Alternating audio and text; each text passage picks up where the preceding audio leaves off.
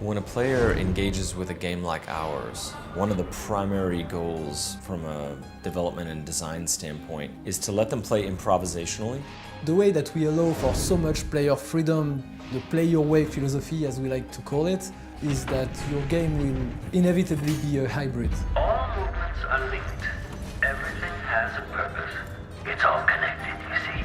Because you allow the player to do whatever he wants, he needs to be able to sneak, he needs to be able to fight, he needs to be able to steal, to look through keyholes, climb, anything the player can imagine.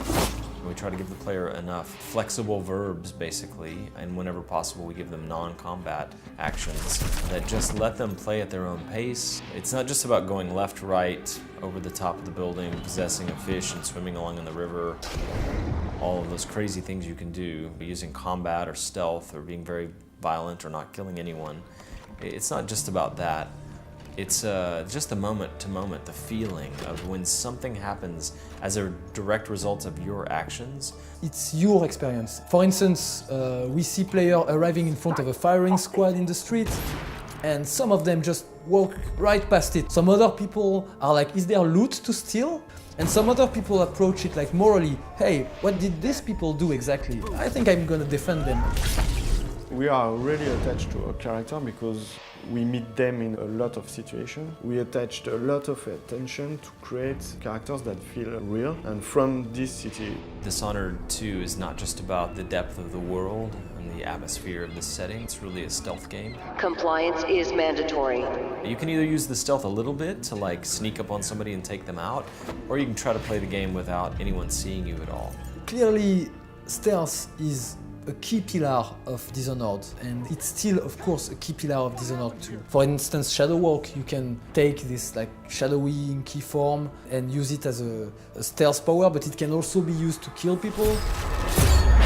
But we've added many more non-lethal options as well. Drop assassination was very popular before, but now you can land and knock them out. We've added a combat choke that allows you not only to like break out of combat and non-lethally subdue somebody, but you can also use it to drag them around, use them as a human shield, throw them at an enemy. So there's just many more options just in the basics of combat and subdual.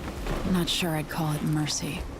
If you just want the cathartic experience of chopping dudes' heads off and shooting them in the chest, you know, dropping on them from the top of a building, taking out as many corrupt guards and aristocratic weasels as you want, Dishonored can definitely be approached that way. For Dishonored 1, we had the Outsider mark you, giving you supernatural powers. It burns from the inside. When the Outsider offers you his mark, this time in Dishonored 2, you can say no. No. I never asked for your help, and I don't need it now. What does it mean for you? It means that you won't have any power throughout the game.